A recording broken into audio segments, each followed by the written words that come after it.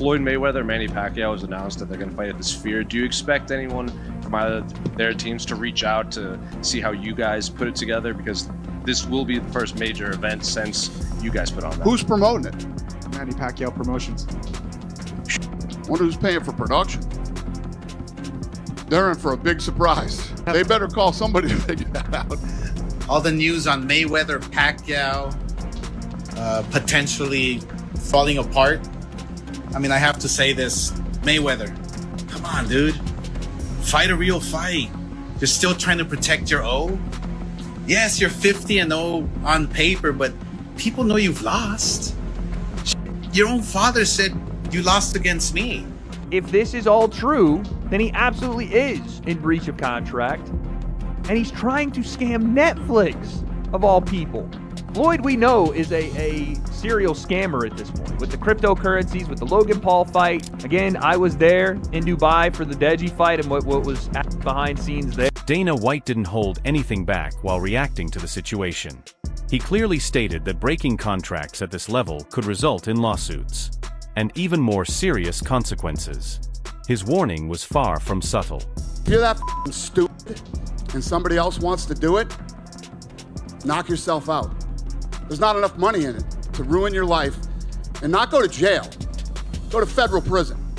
On the surface, it may seem like a minor technical adjustment, but in boxing, it changes everything. A professional bout impacts records, legacy, and credibility, whereas an exhibition is usually viewed as a controlled. Listen, I understand these kids want to make some money and, they do what they got to do and say what they got to say to try to, get in there and make money. This is going to be such a one-sided, ridiculous ass whooping. It's not even going to be funny. It's going to be bad. He has stressed preparation, discipline, and focus, repeating that his role is to be ready for the date instead of getting sidetracked by what he considers unnecessary excuses.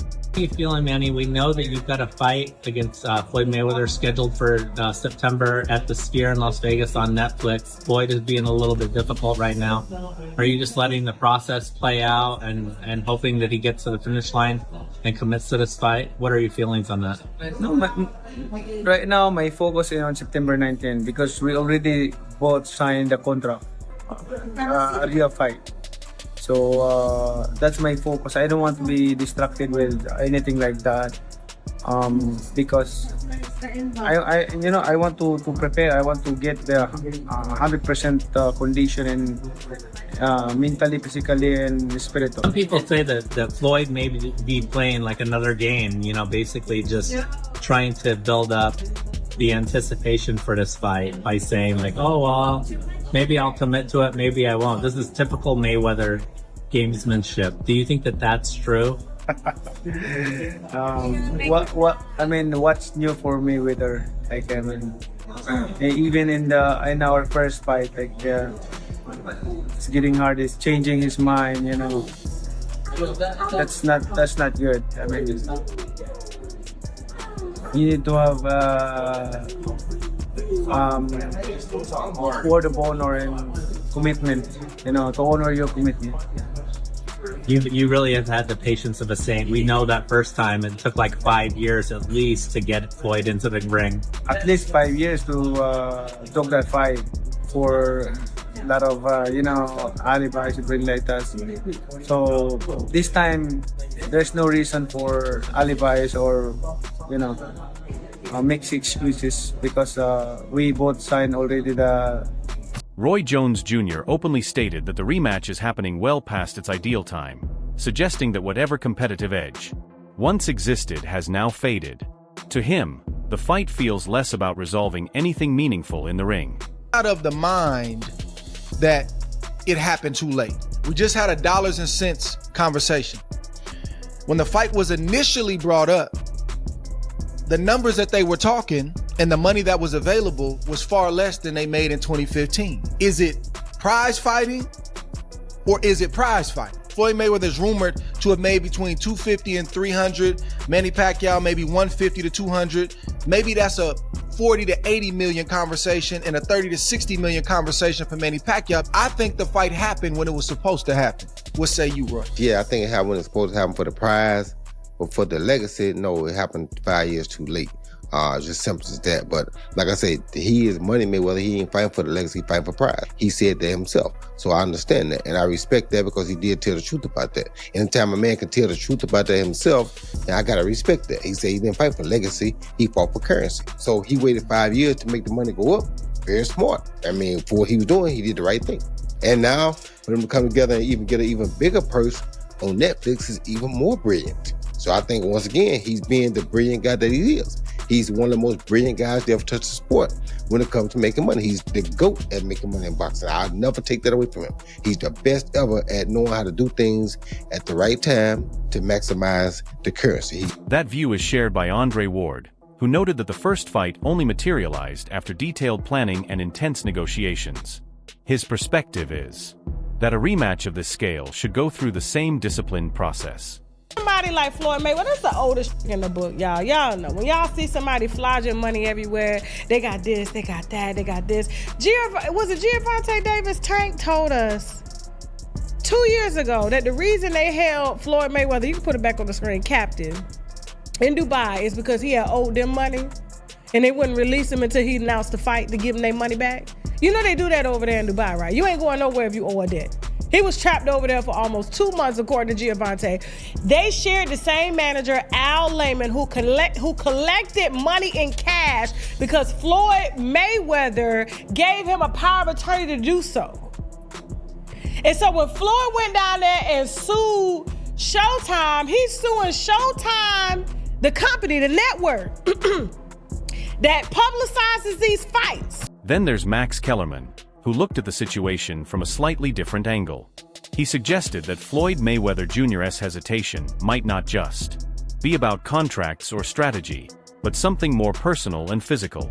Needs the money, clearly. We've seen what's in the news, and you know, I'm not in his pockets or anything, but he's going to make a lot of money, and rightfully so. I don't see him turning down a major payday over this, but we'll bear watching. And also, I'm told that further to that, Pacquiao has no interest in this if it's not a real fight. If I'm Floyd, I'm not fighting unless it's just a regular. If it's a pro fight, I'm not. Why would I do it? I'm old. Because you need the money. I don't know if he needs. I ain't getting the man's pocket. Assuming he does. I don't know if he needs the money or not. Let's assume he does. That's why he's Let's coming assume, down. yeah. Just assume.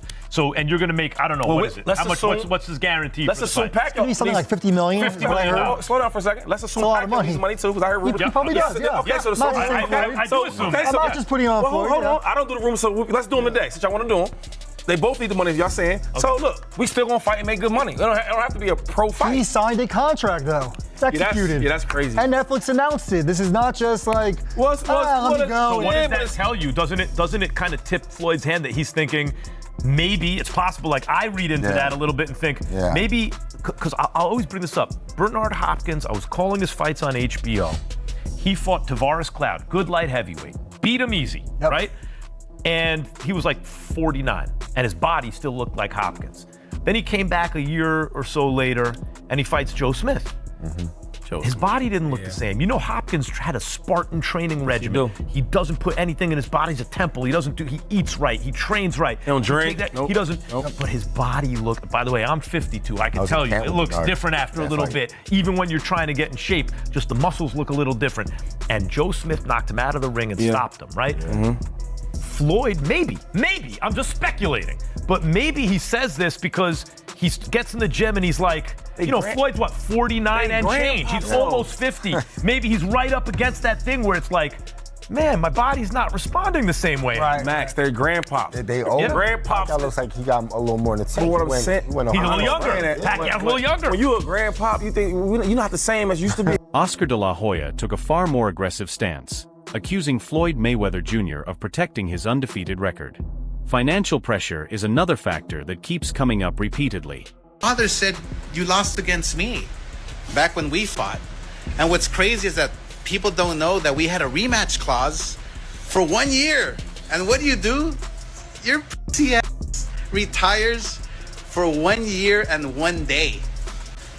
Bro, ever since I got beat up by Manny Pacquiao in my last fight, I've wanted to fight every single day, but I couldn't because I wasn't right. physically, emotionally, I just wasn't right. All that depression, all that shit that I had within my spirit. But now these last 5 years, I've put in the work, man. Woo! I did a lot of work and I feel happy. I feel at peace. And you know what? A man at peace is a dangerous fucking man. I can take on King Kong if I want and beat his ass. Shit, I'll even fight Jake Paul. Several voices, including Joe Rogan, have highlighted Floyd Mayweather Jr.'s lifestyle and spending habits. Way back to the amateurs.